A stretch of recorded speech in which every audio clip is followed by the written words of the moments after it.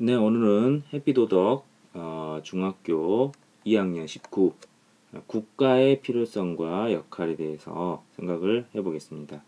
오늘은 먼저 국가의 기원, 국가가 언제 어떻게 생겨났느냐, 그 다음 국가의 사유소, 국가는 무엇으로 이루어져 있느냐, 또 국가가 하는 일, 국가는 어떤 일을 하느냐, 이와 같은 내용들을 살펴보려고 합니다. 먼저 국가의 기원에 대해서 생각을 해보겠습니다. 이 기원이라는 말은 시작, 어떻게 시작되었느냐, 이런 뜻입니다. 언제 생겨났느냐.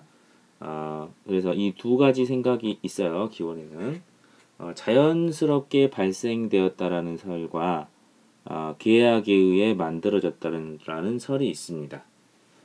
먼저 자연 발생설은 그 중에서 사람들은 어울려 살기를 원하기 때문에 자연스럽게 국가가 이루어졌다는 거예요. 여러 가족들이 모이다 보면은 부족이 되고 부족들이 모이다 보면 점점점 커져서 국가가 되었다라는 그런 내용이죠. 이런 이야기들을 대표적으로 한 사람은 아리스토텔레스라는 사람이 있습니다. 고대 그리스의 유명한 철학자죠. 아리스토텔레스가 정치학이라는 책에서 이러한 얘기를 처음 하는데요. 인간은 정치적 동물이기 때문에 모여서 살게끔 돼 있다. 그래서 국가는 누가 일부러 만든 것이 아니라 모여 살다 보니까 자연스럽게 생겨난 것이다. 라고 자연 발생설을 얘기를 했습니다. 이에 반해서 국가는 인위적으로 만들어졌다라는 설이 있습니다. 바로 사회계약설입니다. 인간은 서로 자기 이익을 추구하기 때문에 가만히 놔두면 다투고 혼란에 빠진다는 거예요. 협력도 안 되고. 그렇기 때문에 그 혼란을 극복하기 위해서 어떤 약속, 즉 계약을 통해서 국가를 만든 거다라는 생각이 있습니다. 이것은 홉스라고 하는 철학자가 쓴 리바이어던이라는 책이 중요한 참고 책이 되겠습니다. 바로 이 책에서 만인에 대한 투쟁이라는 말이 나오는데요. 바로 인간은 가만히 놔두면 각자가 자기 이익을 추구하느라 모든 사람이 만인이 모든 사람에 대해서 투쟁하는 상태가 되어버린다. 그렇기 때문에 어쩔 수 없이 국가라고 하는 거대한 권력체를 만들 수밖에 없었다. 사회 계약에 의해서 이런 생각이 있습니다. 그래서 국가가 이렇게 자연스럽게 만들어졌는지 누군가에 의해서 만들어졌는지 사실은 명확하게 구분하기는 쉽지는 않을 겁니다.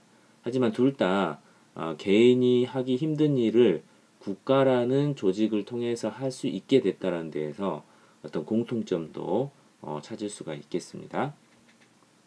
자, 이러한 국가의 사유서는 우리가 여러분들이 초등학교 때부터 많이 배웠죠? 국민, 영토, 주권, 국민의식 등의 요소로 이루어졌다라는 것을 알 수가 있고요.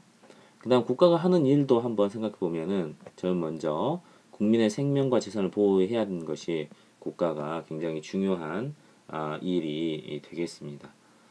그래서 국가는 군대를 두어서 국방에 어떤 신경을 쓴다든지 또 경찰 제도를 두어서 사람들의 치안을 유지한다든지 이런 것들이 되겠죠. 또 이런 것은 또 사회 질서를 유지하는 것과 여러 가지 연관이 되겠습니다. 여러 가지 법과 제도 이런 것들을 만들어 내겠죠.